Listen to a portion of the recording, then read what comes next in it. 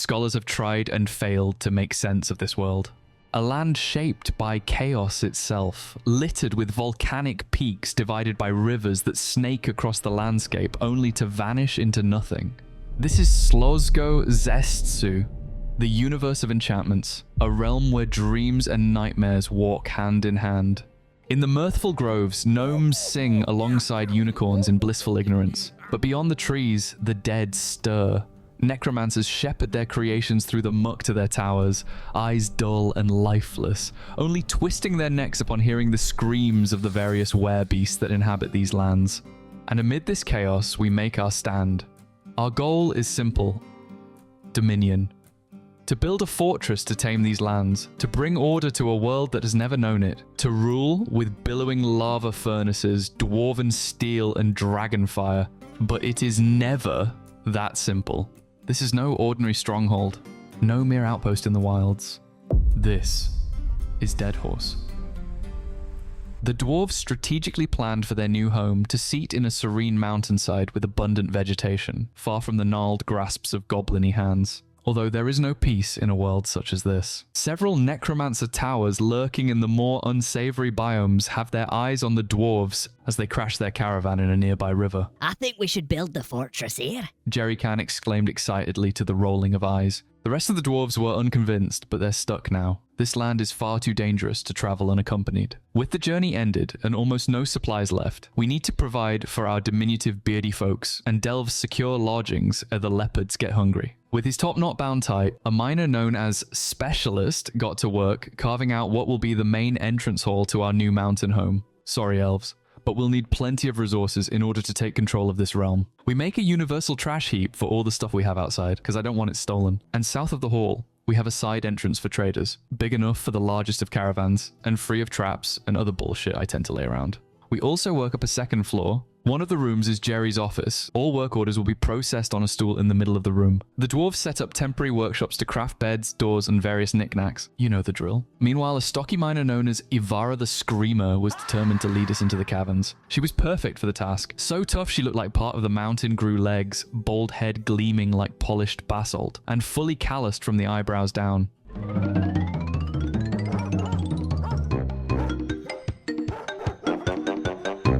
Our dogs were attacked by an agitated kangaroo, but fortunately, we're built different. Still can't find the caverns though, as Ivara keeps digging tirelessly with no luck. Mindful of agitated wildlife, we build a bridge to airlock the caverns in case shit hits the fan. We also recruit the seductive Femclay as our militia commander to be in charge of fortress defense. She'll be our first responder as we finally locate the caverns deep underground. Unfortunately though, these are the worst caverns I've ever seen, so we lock them off and keep digging. A short time later, we get our first wave of migrants, and we section off this large hall as a meeting room, except it's not just any meeting room. I have plans that I cannot share with you right now because the haters will sabotage me. The ochre garnish style is sort of up and running, even if it is just for livestock right now. We uncover Cavern Layer 2 and a massive underground volcano. Still maze-like, but actually has lichen. And that's what we lichen. We urgently need farming zones, so we make some space to irrigate, with cavern access too. Problem is though, the second we cracked it open, crundles poured from every crevice.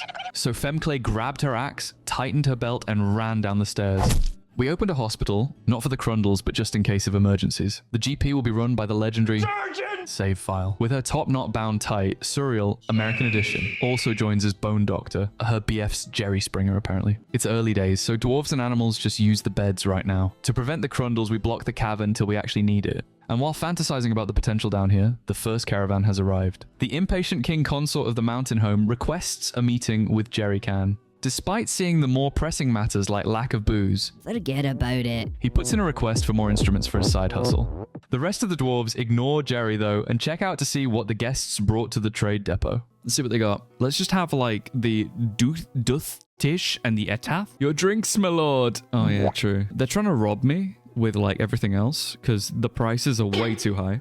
Is there any booze even here? You know, 1,000 for a training axe. You fucking out of your mind. Goblin cap training spear. That's kind of cool. Let's get that too. And let's get some fucking donkey milk. Why not? And we'll give them these. We'll give them some zircons. Wonderful. Thank you for your business. No worries, bud. As usual, I've left drinks to be an afterthought. so we need to work fast to get farming underway. The promise of fort-wide donkey milk shots put a spring in their step as they quickly began production of alternative drinks. Our devious plan involves diverting a bit of the river to the cavern layer, which should be easy enough. Just got to install some barricades and a floodgate so we can prevent underwater intruders. And of course, Jerry demands we install it in the office. Behold. What we're going to do is we're going to have this go down here and go all the way down to this floor and then out the other side. Okay, are you ready, guys? I wonder how fast the water's going to move. Hopefully not too fast. That's okay.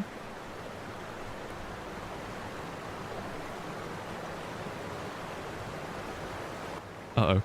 At least we know it works, right? Fortunately, or unfortunately, there was a hole at the end of the stairs anyway. So the initial spurt of water never hit its mark and was safely drained into the cavern below. We then had the god-awful task of removing the current stairs, filling the hole, then building a new stairway. It's fine though, it's good I discovered this hole sooner, rather than have a monster fly up through it. We tried again. Lever was pulled to a round of applause as the dwarves now have an actual farming location. Also, no one even died yet. Maybe I'm getting better at this. Meanwhile, outside, we have an alert to a thief. Who's skulking? Who up skulking? Oh! A kobold thief! A cute little kobold! Come on! Looks like a little rodent. He has an earring, I love him. Yeah, he's so cute. I let it run home with its dagger clutched in its two little hands. I could tell this fortress was going to be amazing already. Specialist and the miners began carving out a huge and hideous workshop floor. We also had a smaller workshop floor at cavern level for the stills and farming work. Also figured that since the water access was no longer in use, we'd use it for a well. This means we have a safe indoor water source for washing themselves and drinking, without getting jumped by a cute bold or anything. With our expansion, we can move all the shit out of the main entrance, including workshops. And as though they could sense the newfound cleanliness of the fortress, elves arrived. Having unicorns as pack animals seems like overkill if you ask me. No doubt these bastards will try selling us overpriced, ethically sourced almond milk or something. The ethical line clearly was drawn after they put these animals in cages. So we take the opportunity to buy a giant bear and a giant wolf in exchange for some shinies. Oh my god, look at that bear! What the fuck? What the fuck is this? Oh my god, that is terrifying. Wow. This is our Freddy Fazbear. Are they going to crossbreed? Yeah, to make a bulf. The humdrum of daily dwarven life continued with their new mascots.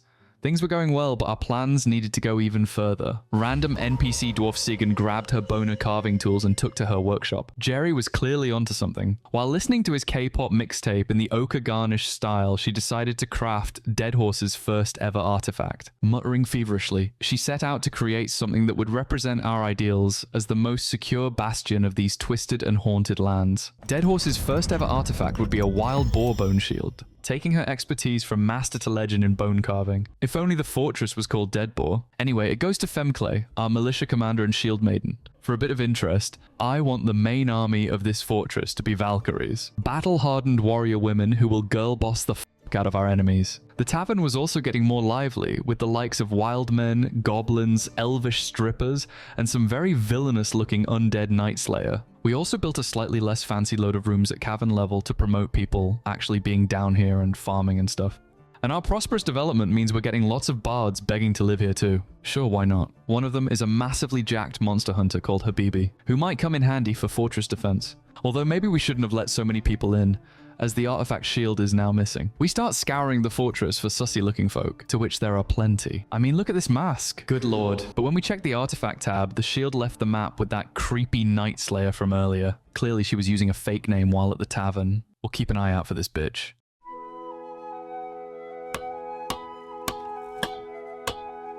Ah! No! What the fuck?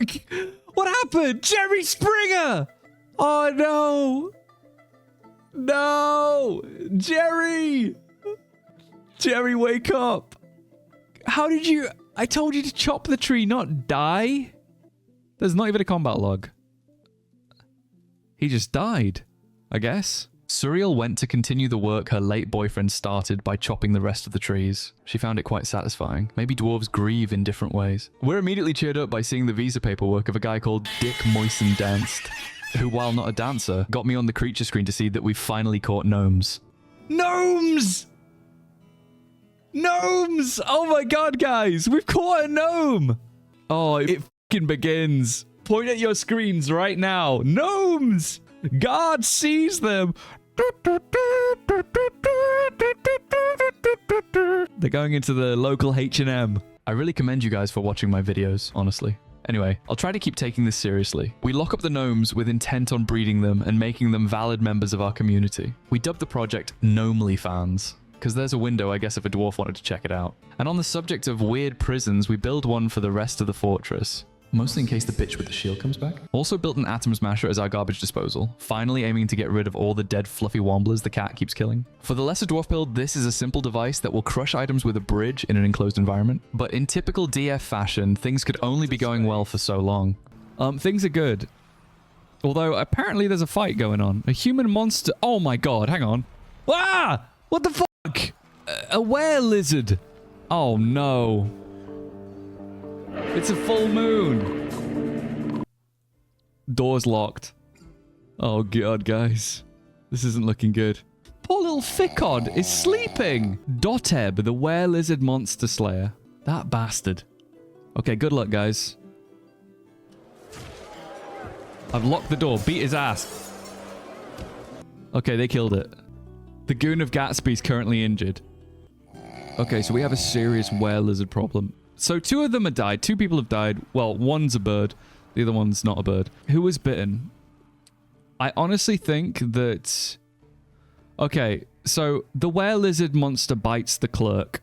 Okay, is the clerk the one that died? Yeah, the clerk died. Okay, so that's probably good. Let's see. Poet Aban.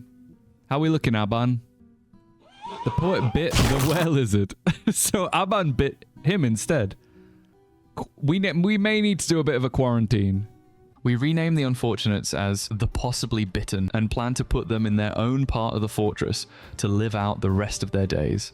The only problem is, dwarves don't tend to do what you want them to in the best of times. And I was determined to not have another fortress like Fondled Stump. Which reminds me, subscribe to my YouTube channel for more Dwarf Fortress content like this. I realized some of the bitten weren't able to be assigned to burrows and are only visiting. So we tried a burrow to get Specialist and Suriel's daughter Gremlmin out of the room at least, and closed the dorm, which also did nothing to hasten their urgency. We even opted to remove the beds so our dwarves aren't keen to lounge in this room. A couple of them tried to behave, but it would all be for nothing if we still have monsters in the fortress. Using DF hack, I tried forcing them to move by doing a civilian alert. However, when shit hit the fan, they were all in the wrong place anyway.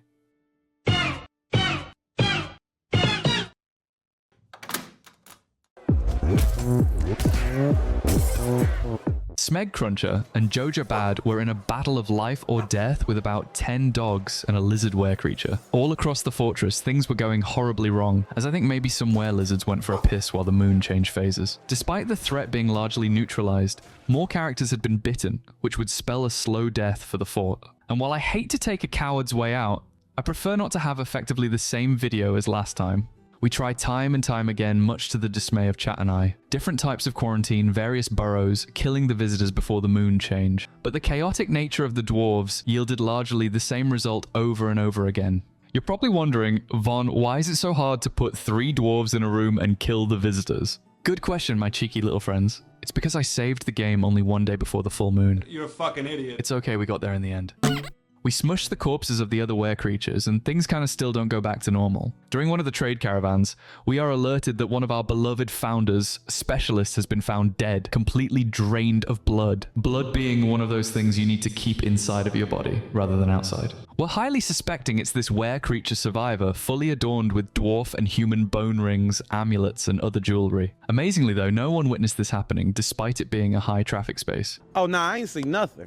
I ain't seen nothing. Matter of fact, I'm blind in my left eye. We finalized the Dungeon Master's quarters with Susan Miller as DM. Our squad looks pretty solid. We now have Mayor Moodkindred with his little crown, our captain of the guard, Johnny Sins, who is also a surgeon among other jobs, Susan Miller, and of course, Dave the Hammerer. Although I think the vampire caught wind of our admin development, as she made a crawl for it to the exit, followed by a plume of the purple happiness mist. Theft of Crude Evens, which is the shield. So our shield maidens are no longer shield maidens, they're more just maidens. We need to interrogate somebody. So let's ask if Habibi, the human crossbowman, knows anything. Let's ask the mayor as well. And let's ask... I feel like Smeg Cruncher's been knocking around quite a lot. I can ask a mountain gnome. Should we ask a mountain gnome? Let's interview Pulverfile as well. Who's a wolf? No witnesses! We know who it was. Like, the person who did it, right, is over here. So it's this one, right? Stun seed backwards now. Wait, did they leave? Did they dine and dash? What? Where did they go? Huh? What the hell? The vampire slipped away to never be seen again. At least we had fun interrogating some folks, including the giant wolf, who was fortunately very compliant despite knowing nothing. We take the time to doll up the were-lizard's eternity. There's now little viewing windows, and they can all see each other, so it's more ethical, I guess. Not that we'll ever feed or water them. Fortunately, the transformation resets their status every month, so they'll never starve. I do feel kind of bad about it, but whatever. We try revisiting the caverns with varying degrees of success, mostly just opening to pick the plants and getting ganked by ogres. To combat this, we place our big softy Pluvo to scare off any wildlife. Don't worry, we got Freddy Fazbear, another friend. I did feel like as the months turned to seasons, with all the different hardships, our dwarves could definitely use a bit more joy in their life. Pulling power from the water going to the well with water wheels. I set up a mist generator for the ochre garnish style. Clearly the giant called Niffy wanted to check it out. I'm always amazed at how British these guys look. It's uncanny. I've conquered all the chippies. I'm never gonna stop. Nice job, Smeg. Things were going well. The fortress of Deadhorse was abundant and living up to its ideals as a strong foothold in the chaotic lands of Slozgo Sestsu, while giving Suriel a room with a statue of her former boyfriend Jerry Springer. The dead arose to challenge us. The dead walk, hide while you still can. Oh no. Atir Nelasobok, the Stosir Hand Hammerman, and a corpse and a faint zombie, another faint zombie, a necromancer, and another corpse. Look at them all scary and stuff. Kind of gross. I think they're probably chasing after one of our fort members, I believe. Some of you may die, but that's a sacrifice I'm willing to make. What are you doing? Horrified after seeing the human Udal Moisentub die. Sangmin is fighting, putting an axe in a zombie. Somebody's clearly like ran up here only to get completely slaughtered. Is this one going to get trapped as well? No, they're kind of freaking out a little bit. Okay, so what we're going to do is we're going to get our beautiful squad. I think they are killing at the moment anyway. They've kind of mowed down these mutilated bastards. Kill this guy and kill this guy. We did catch some of them, actually. Femclay is leading the charge. I've fallen. Are you okay, Femclay? What the hell? Let me have a look. Where's Femclay? Tell me, where is Femclay, for I much desire to speak with him. So, Femclay? What happened to Femclay? Okay, so Stoss's Hand Hammerman bashes the militia commander in the left foot with the warhammer, bruising the bone through the cave spider silk shoe. Right, so that makes sense. Unfortunate. Hopefully they can patch him up. As it turns out, that was my fault. I hadn't added high boot production in my horrendous panic-inducing work order list, but with the underwhelming siege resolved, elves turn up again to flog their fruits and giant animals. The trading was fine. However, on leaving, their party instantly ran into a skulking werebeast hidden from our view. Which means more free shit for us, I guess. And by the time the were-elephant decided to reveal itself to us, the full moon was already over, causing her to skedaddle awkwardly to the edge of the map in her underpants. We also had lots of petitions to build temples and guild halls now, so we went on to establish elaborate rooms full of trinkets and statues. Also, we got ourselves a pope for the sect of taxing called Scrunglius, the Holy Treasure. It seems every full moon, new furries try to attack the fortress. Well, I mean, this is technically a scaly, but you know what I mean. Our army is appalled and immediately chops his head clean off. It seems our time gearing up and training has definitely been worth it. We organize our artifacts in a little room by the front gates to prevent any further stealing. And with our fortress now running like a well-oiled dwarven wrestler, we set our sights on the fires of the earth below. From our farming zone, which is the current lowest point in the fortress, we divert off and crack into the third and final cavern layer. We patch up any awkward holes in the digging, but our dwarves are followed by a swarm of cavern crundles smelling the cooking from the fortress above. This of course sends Clay into a martial trance, causing her to show them some dwarven kung fu as she batters the shit out of them. I bet you're wondering why we're venturing down further when we have lava access on Cavern Layer 2. I have plans for a huge pump stack to lead to the fortress proper, and to pump lava 70 floors up, I need a fuckload of lava-safe pipe sections. We already have enough lava-safe stone for mechanisms, and screws can be made of iron. The blue nethercap trees down here, though, are lava-safe, which means we can farm them for pipes to finish our requirements. While the gang trained with their war dogs, a werepangolin attacked. He's cute, but I'll never forgive him for starting COVID. It began relentlessly attacking fisher dwarves and dwarves skiving off work. While it might be an easy kill for our military, the common folk can't swing hard enough to penetrate its scales, leading to the unfortunate demise of Dave, Unk, and Suriel. It was quickly humbled by the likes of Sangmin, Jess, Smeg Cruncher, and Femclay. And luckily, no one were bitten. Meanwhile, in the basement, we set up a zone for the cougar to scare Crundles away. And we assigned a spiritual successor to Dave the Hammerer. In the form of Suriel, Mark II Electric Boogaloo. We also find gems and other cool stuff down here. The usual. And Ivara quickly gets to work mining out the goods. We find creatures far worse than Crundles down here, though. What the hell is that? What the fuck is a mole Marion? What the hell? A hideous monster that has the body of a giant mole rat and the torso of a mole rat man, found deep underground. What the hell? It's like a mole rat centaur, but it's both parts of mole rats. Dodok the carpenter has been found dead. Carpenter Dodok is fighting. Oh my god, the mole Marion fucking killed him. That's a bit extreme, isn't it? I don't know. I assumed it was like a Crundle, to be honest. I didn't think it was going to be that strong. Good news though, we now have nethercap pipe sections in our vomit-inducing stockpile. To celebrate, a dwarf played a rousing game of catch the falling tree. I think you won. And in seeing the flattened dwarf outside, the king consort Uneo decided to elevate our realm to a barony. We gave the title of Baron to Komodokov because he doesn't have any preferences. Based. He then asked if we could sell them some anime figurines of his favorite elven waifu. I could do that. And we started placing lava-safe pumps of gabbro, iron, and nethercap. Yet again, my dumbass didn't leave a hole for power transfer, so we'll have an elaborate mechanism system too. While we got crafting commissions done and lava pumps organized, the Valkyrie shield maidens were busy raiding, wiping out the necromancers and stealing all their loot. While successful, it wasn't without the loss of many war dogs, which sucks. Going forward, I think I'd rather not use war animals for war. While checking on our figurine commission, disaster struck. Someone stole our shit. Who stole it? Visitors are ready to leave. Hang on. She stole it! You are sentenced to 100 days in the gnomely fans chamber. This bitch. The dwarf poet Night Slayer. Oh, I can't even rename them. What the hell? Apparently, is that like a guise maybe? Metob trust fenced? You could jump straight to convict. Yeah, true. I'm slightly on the path of kill this bitch, to be honest. She's a little creature. Where are you running to, huh? Oh, don't think you can go down there. I'm watching you. Armok has his eyes on you, bitch.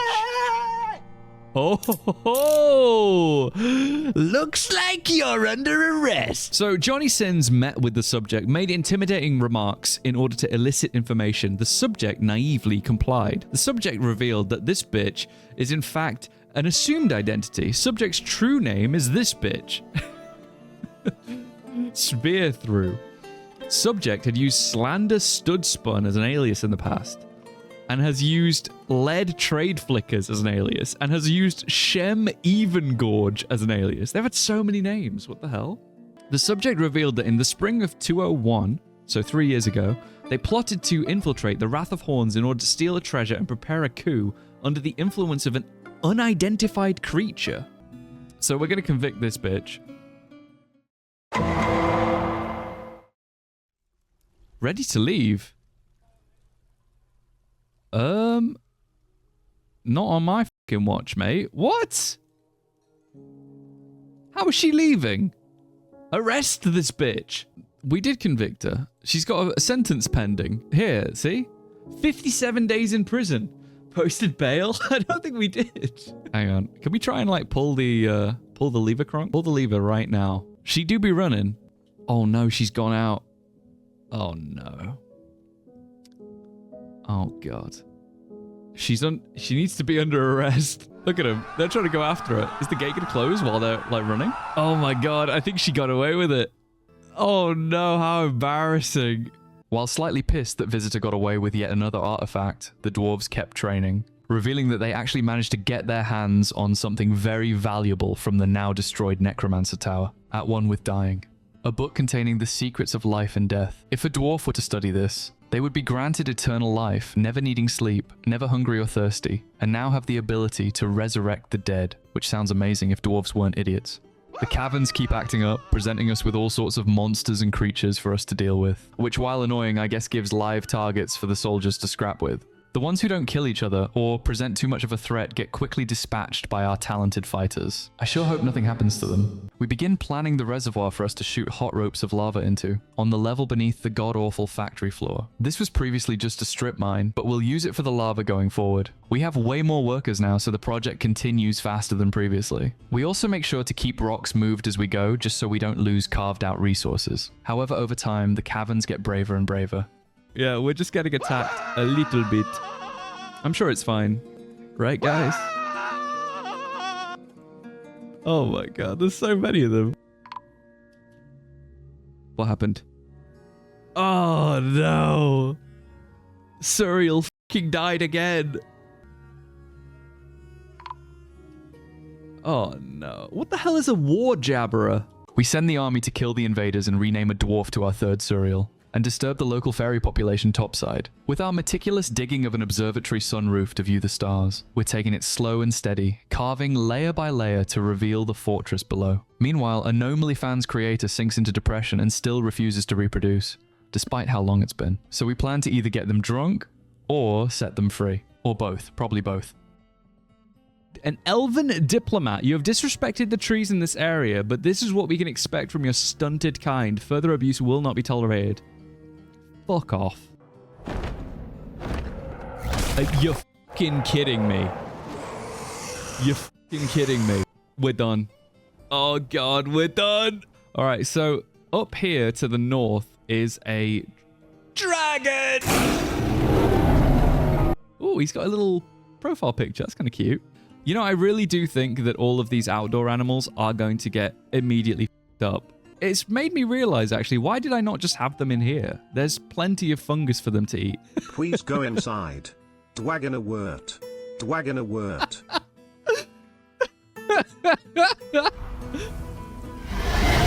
Oh my god. That is a lot, man. Oh no, Ass Slayer. Goonnoma. Scrunglius, the holy treasure.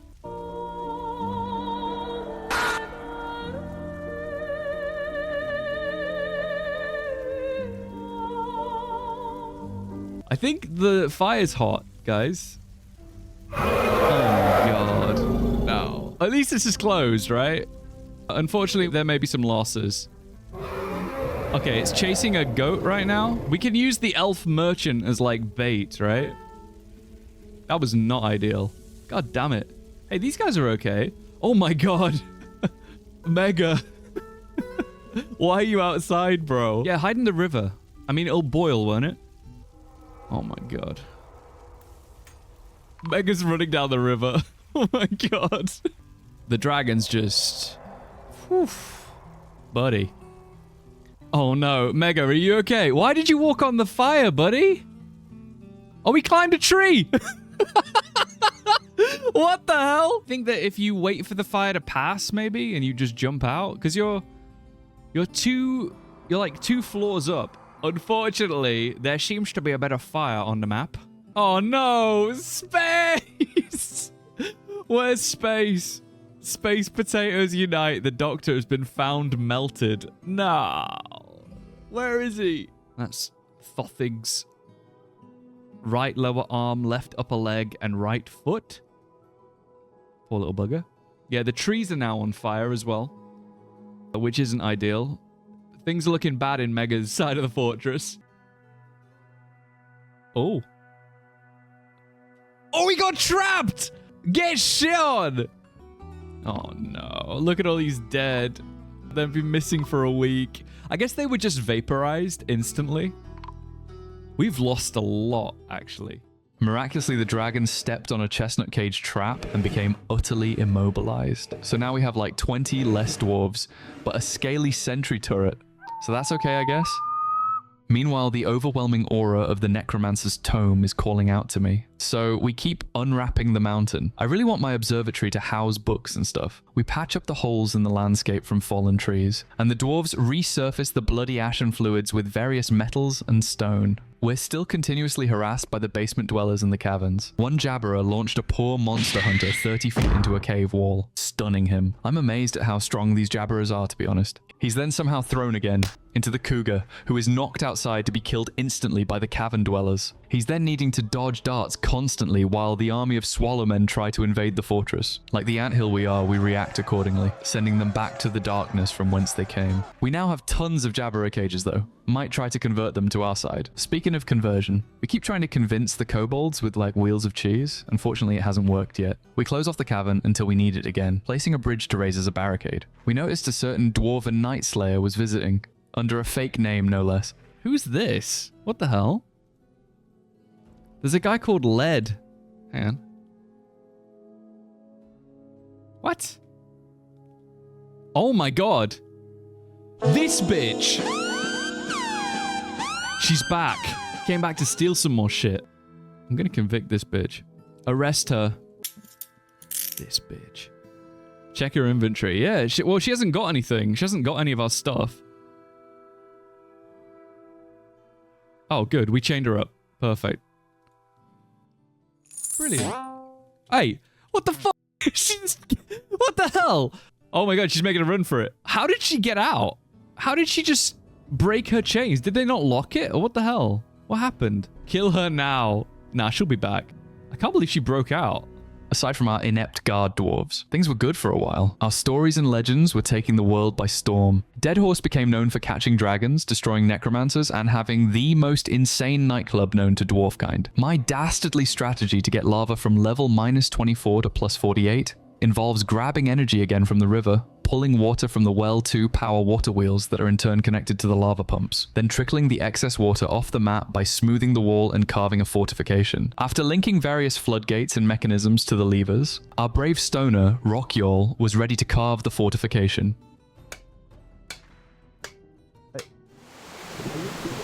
Oh my god. No! Too much water! We pull the levers with slight urgency, allowing the water to continue flowing through the system. And of course saving Rockyall, giving his brain another chance at oxygen. I bet he hates working here.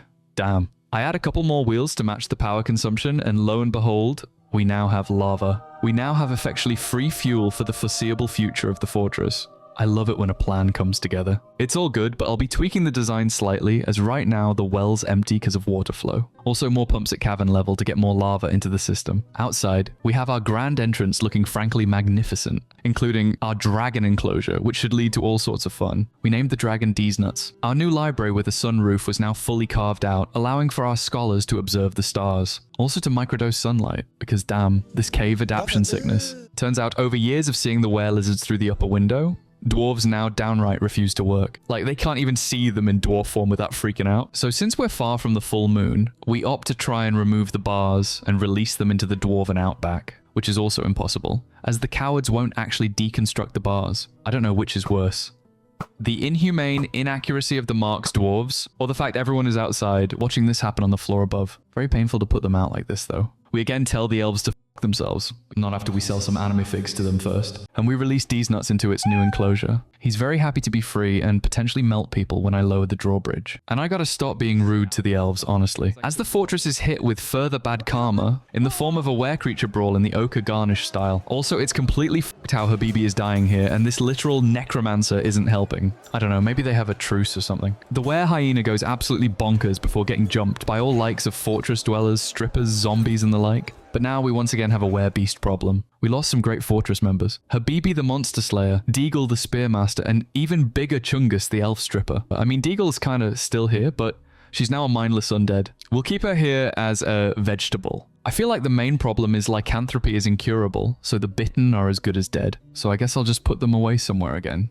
I mean, this is the problem though. I don't want them to have a bad life this time. Oh, cereal! No! Oh, for sake, Surreal, I swear. We're well aware now of what this takes to resolve. So this time, we lock the bitten and infected in a prison without windows. ready for the next full moon. I locked up the wrong elf. I don't know why sometimes were creatures will ignore certain targets while fucking up others. Maybe each one has different preferences. For some reason, other unrelated brawls are also spiraling out, like these two scrappers in the hallway. Maybe one accidentally hit another or something. Either way, it's a fight to the death now. Weirdly enough, no one is bitten. I double-checked this time with Curse Check. In order to cheer the citizens up, we reactivated our energy system, turning on the sprinklers and refilling the well. And yes, you saw that right. Freddy Fazbear stripper pole. We dug a hole to the cavern separate from the rest of the fortress, just to connect the 3 cavern layers, so the monsters on the other floors can shit on the 100 Swallowmen in Cavern 3. Only problem is, it's led to the miner, Neo, being chased by a fire-breathing forgotten beast. His wife is going to be so mad. The creature, now dubbed Neo's Bane, roamed the hills of Deadhorse, mulching random visitors. We set up the soldiers in case it wanted to jump down, but instead it calmly took the side door, getting kind of trapped in the process. Meanwhile, the caverns were being seen to by a second forgotten beast, so my plan was working. Sort of. Literally seconds later, more kobold thieves decide to arrive, and of course they decide to check behind door number 1. For some reason, Henry of Scarlet's decided now was the time to ignore the civilian alert and go outside. What are you doing? Buddy, what are you... Henry, you better keep running. Henry... What the f*** is going on? Funnily enough, Henry is spared slightly, as Hitsky is also on a quest to break curfew for rock pots. As it's all kicking off anyway, we reveal our dragon buddy to the world. Apparently the lizard is a representative. Probably of, like, other lizards. It's not looking too good. You shouldn't have come out to do a rock pot. Where's your shirt gone? Satan? Had he successfully climbed the wall, I think Hitsky would have landed in the jaws of Neo's Bane anyway. After all, the kobold made sure of that. The lizard turned back into a smelly elf, and Neo's Bane was introduced to D's nuts, which was pretty pathetic, and actually just destroyed the dragon hiding mechanism. It then proceeded to haunt the wilderness, blasting ass every now and then. Lock the door. We need to get him back inside. I think we need to just catch him again. Catch, kill, cook. Forgotten beast. Yeah, so he should go in here. Where'd he go? Oh, no! Oh, God. What are you thinking, bro? Don't go over there. It's actually kind of chilled out a little bit. I think he doesn't really know what to do with himself. Oh, he's scaring the gnomes.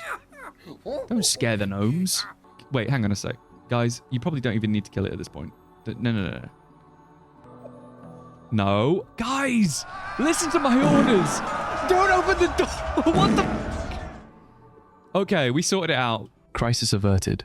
I feel like I like the whole beast trapping concept, but we need to stick the landing better. We try to rebuild and check the state of everyone. Somehow Suriel got out of her goddamn cage and tried biting the guys making anime figurines.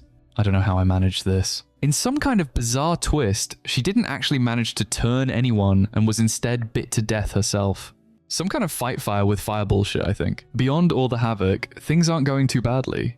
We also have way more happy dwarves than upset. We send the ladies to potentially take care of the 104 cavern dwellers. Or like more accurately, we station them at the bottleneck to play whack-a-mole. Also, it turns out our dragon is easily humbled. A risen corpse master beast hunter with sheer overwhelming aura pointed at our dragon. This caused him to be seriously injured, and on further examination, the guy who pointed had rotted my dragon. So of course, we name him the Pointer. Or at least we try to. Despite the mess, more towns are incorporated into our holdings, and Zuglar the Carpenter caught a falling tree to celebrate. The rotten dragon causing way more trouble than he's worth, roasting the corpse outside. Blasting fire aggressively at anyone stupid enough to ignore my traffic commands. For some reason, the heat has seriously been turned up at Deadhorse. Pun intended. And we have hardly a second to spare to actually do any cool shit at this point. We're being constantly battered with invasions, cavern dwellers, beasts, and traveling adventurers at a relentless pace. No one said being the greatest city in the wildest continent would be easy, but we continue, determined to do our best for the dwarves despite the flocks of armies and various other threats. Occasionally, combatants reach the surface to the frustration of the locals, but it's not long before our roaming soldiers clean up, despite everything.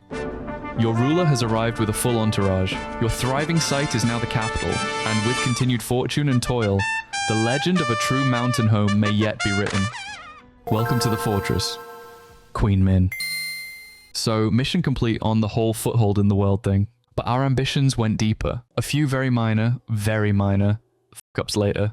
Our lava was being pumped at triple the previous speed. We smelled something villainous and sneaky in the form of this bitch lurking in the ochre garnish style, and we intend to actually keep her this time. Locking the door so she can't just lockpick her cuffs. Pretty sure she doesn't need to eat or drink anyway, since she's an undead. We convinced the 3 kobolds who have routinely, unsuccessfully been visiting the fortress that they should just settle down with us. He adorably goes to sit in an S-box. Maybe he thinks he's a chicken. We decide to treat them right with a lavish kobold warren near the front gate.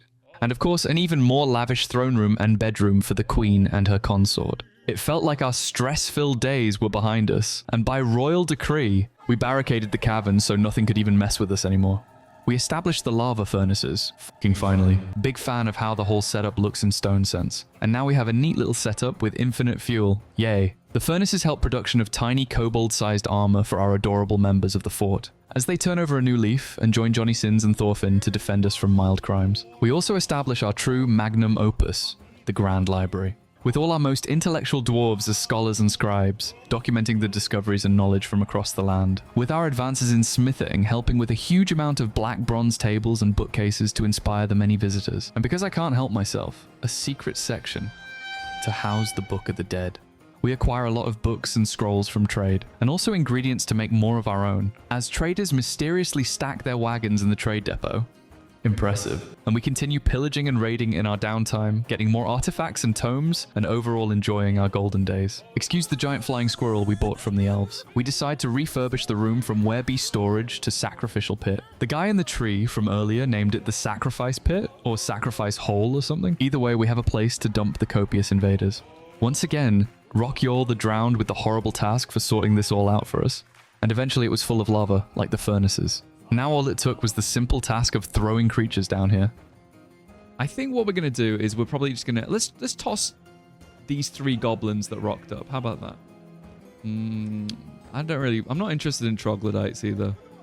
Let's get rid of the troglodytes. There's also a Crundle right hand here. We can just toss that in too. You've come at a good time. We're about to start just tossing random things and see what kind of splash they make. If we throw in the cave swallow people, will they fly out? Here we go. Oh, he did escape. Oh no, that's a different guy. That's our guy, Crocs and Socks. I thought it was this guy. Crocs and Socks looks... Wait, no, this is Big Chungus. Hang on. Bros, is it racist to not be able to tell which goblins are mine? I mean, this is part of the reason why I like Dwarf Fort so much. Look at all the little fantasy creatures I'm about to throw in the lava. Oh, he went. Hey. Oh my god. Did they see what happened to him? What the hell, guys? Stop fighting back. Go in the hole.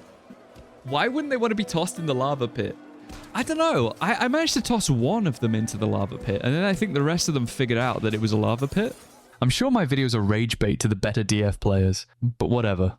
We yeeted some goblussy in the sacrifice hole, where they slowly melted. In a last-ditch effort to get gnome babies, we diggy hole into the gnomely fans chamber with intent on throwing pots of booze down into there to get them drunk. However, in removing the chains so they can access it, they fucking ran everywhere. Some toppled looms, some got caught in traps, some picked fights with their captors. Totally understandable. But the ones who did manage to get caught and retain most of their limbs got taken upstairs to be tossed into the beer hole. As predicted, they did attempt to form a gnome pyramid and tried escaping again, but some were far too tuckered out by the ordeal, so we just poured booze on these ones.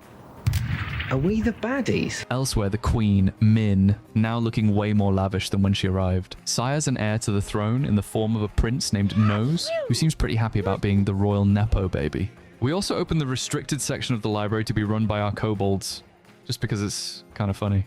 Once the room became an operational library, dwarves jumped in with keen ambition to read the forbidden tome. Interesting to watch them become necromancers in real time.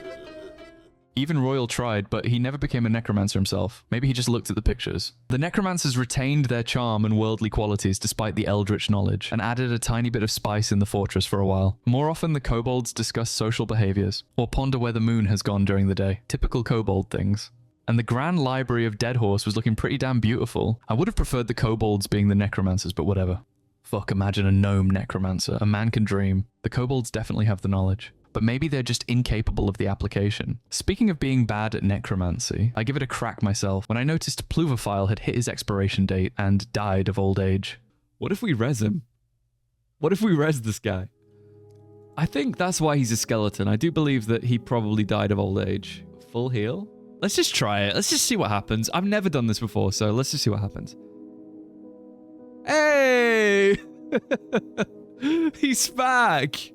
Woohoo! He's only 30. Oh. He died of old age again. Oh, what? He only lives for 13 years. That's so sad. That sucks. Can we turn him into like a backpack or something? We continue razing and pillaging, dishing out hell to surrounding rivals with little opposition. Once the army left for war, we were attacked on our home turf by a vile force of darkness. Fortunately, they demanded parley, so we could bide our time waiting for our soldiers to return. While waiting, a Brexit geezer tried to thin their ranks, but to no avail. Come on, England! We stalled and waited for as much time as possible, but only a couple of soldiers ever came back. The rest were lost, apparently traveling, but they never did return. So we made do with what we had, planning to use our dragon to its fullest potential. What happens here?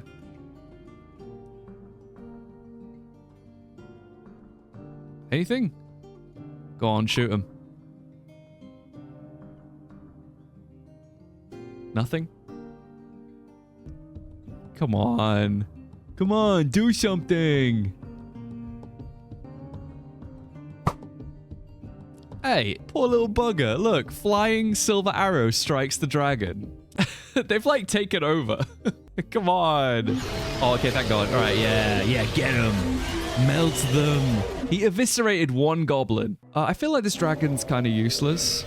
I feel like he'd do best in like a hallway where he's at the end. You know what I mean? Like rather than like in this setup where they can walk past him. Oh, we got one. I'm going to get these guys to menacingly stand here.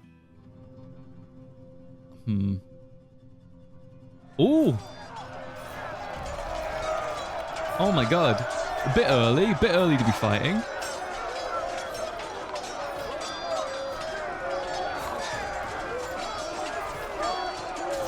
Oh God. Intelligent undead, mod check. Oh my God, it's crawling. For those unfamiliar, let me explain. In Dwarf Fortress, FPS means how fast the game runs, not how smooth it looks. The more stuff happening, things like dwarves fighting, necromancers raising the dead, and the wilderness being on fire, the slower the game gets. This can lead to the infamous FPS death, where the simulation runs so slow. Goblin faint headless zombies. Big Chungus. No job, nauseous and bleeding. Apparently, Zasset is in midair. So's Gregory House. What's going on? Oh my God, Gabriel, are you okay? Gabriel's climbing. Poor little bugger. Let him down. Fight and win. Are we okay? Oh, Mega the Rizzler's been found dead. Oh my God, the FPS is now 1. Stop resurrecting shit. Well, I hope that we've got some intelligent undead out of this, you know? God's sake. What's going on here? Thorfinn, what are you doing?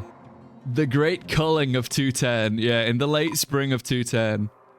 Oh no. Here we go. Oh! Oh! Are you okay? Are you okay? Nope. Kumil is not okay. Guys, I told you to stick to the burrow, motherfucker. Oh, Thorfinn's back! Oh my God! Oh.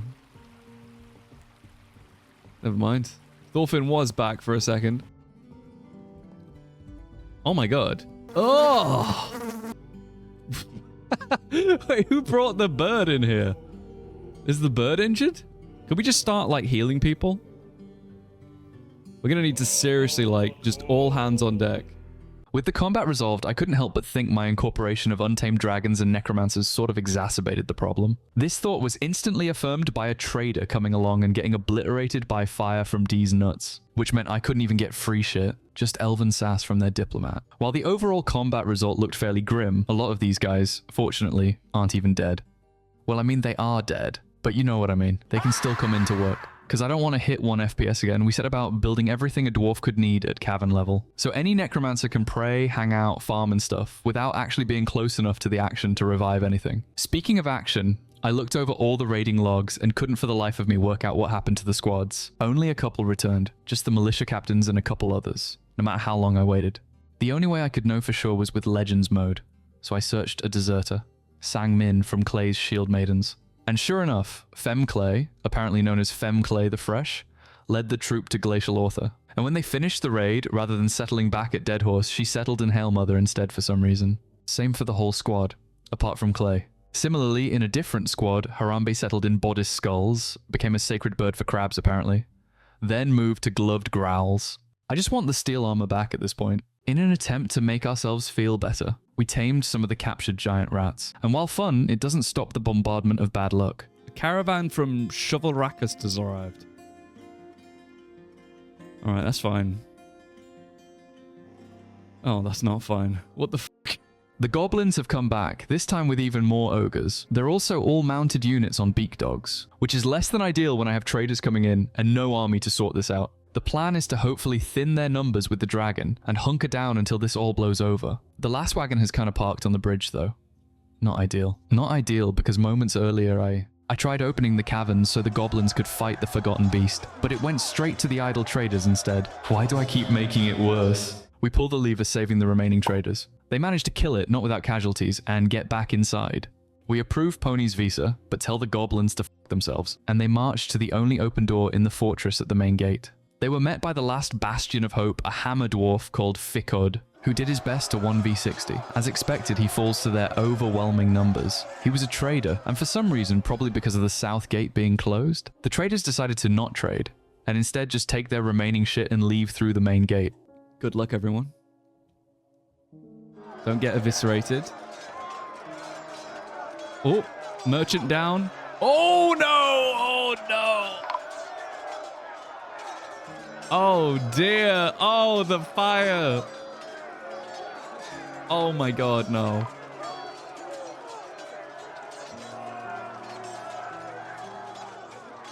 This dragon is...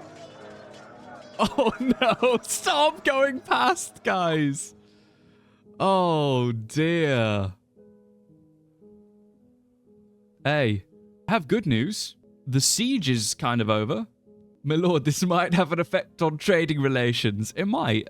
It might now that you mention it. While the invasion may be over and the traders either left or died, I think the dragon freaked a roaming necromancer, so the frames suffered massively again, and the conflict continued between the hauling dwarves and the resurrected raiders. We learned about Dwarven romance though. Mega, husband edition, died and was brought back to life, which made his relationship with his wife completely void. It really is till death do us part. Elsewhere, poor Suriel 4 was chundering profusely after being attacked by a reanimated hand, wrestling amongst the ash, blood, and vomit. It's a total free-for-all, and anytime someone drops, they're instantly back up with necromancy. Wasn't all bad though. Reggie had a nice afternoon in the rat room. Oh my god.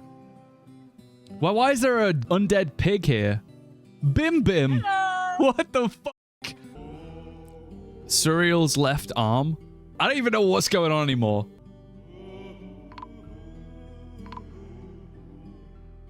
Who's alive? Rest in peace, Johnny Sins! Rest in peace, Justin Bieber and Dragon Milker. Oh my god. Ladder Rhodes! Ugh. 'Tis all gone to shit, my lord, yeah. Some of the undead were less lucky than others. Some are completely unintelligent zombies, some alive but look like zombies, and some are dead and already up and back to work. My favorite example of this is the 5th Suriel, who has no head, and is trailing her organs everywhere. But damn, she's a good doctor. We also have a baby zombie, which is kind of fun, working hard despite crawling on the ground. While waiting for half the population to get back to work, we are hit with another massive wave of Armok's cruelty. Turns out that being mean to those stupid sexy elves for years really catches up with you. We're being attacked by an army of almost 100 elves. They brought moose, unicorns, and a random hyena man. We lock all the doors, and I mean all of them this time. For some reason, while this was all happening, some dwarves were having a little scrap in one of the temples. This, unfortunately, involved one of the necromancers, who kept reviving the conflict. Oh, are they leaving? Did they just leave? Oh, fuck. Not the time, mate. A human caravan charged through the elven army, sending wooden armor and niçoise salads everywhere. I never felt so proud to be human. Shredded by a hail of arrows, the brave merchants tried booking it to the trade depot. Meanwhile, inside, things are spiraling out of control. Wait, Thorina and... Wait, who's dead? What is going on? Royal the Roybold? No one's like... Are they just dying and being rezzed repeatedly? Huge man has been found dead. I don't understand. Mega shouldn't even be upstairs. Outside was kind of being sorted out by the human traders, weirdly enough. The invaders were having their numbers seriously depleted. Inside looks like shit, though. Some of the wagons stopped moving, so we just closed the door again to prevent the elvish invaders. Necromancer combat kind of just loops forever. Yeah. I think the, I mean, who's this? Oh my god, it's Hawktua! Hawktua returned to kill the last of the elves when we needed her most. We looked to the east at first light on the 5th day, and caught a Larry Hawktua stabbing the shit out the elves just for the love of the game. Based. Not quite sure how this happened, but apparently they're just on holiday, which is weird. Not an actual civilian, unfortunately. She's joined by part of the same squad, yet another Susan, the Necromancer Baroness. I mean, congrats on becoming a Baroness in your absence, I guess. Apparently she is actually an existing member of the fortress, unlike Hawktua. Weird. The internal conflict is getting more out of hand, now involving way more people. I don't know why, though. Ooh, good job. Oh, no!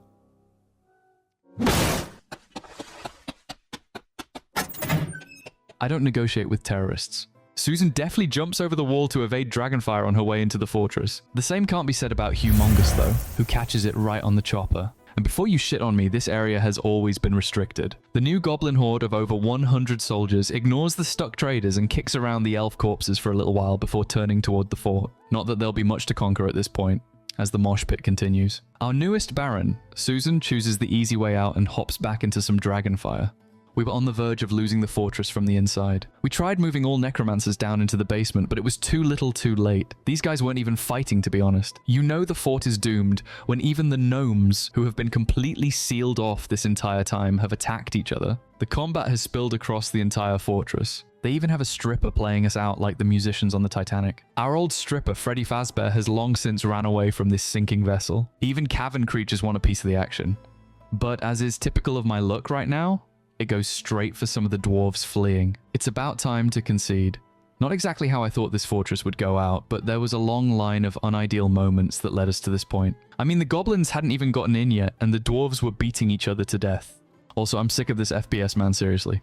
As our dwarves stack on the blood and vomit covered hatch of the ochre garnish style. The goblins breach the door, welcomed into the loving embrace of Ass Slayer. He wants to get this shit over with too. To be honest, that's kind of all I have to show you for Deadhorse. It was a lot of fun with a lot of twists and turns, but if your attention held this far, I really hope you enjoyed the video. Story videos like these are built off the back of my Twitch streams. So a big thank you to anyone who watches there and names dwarves or cheers me on. It's been a real labor of love throwing this together, and I thank you guys on both YouTube and Twitch loads for the support. Huge shout out to all the artists, autists, and those in between over on my Discord.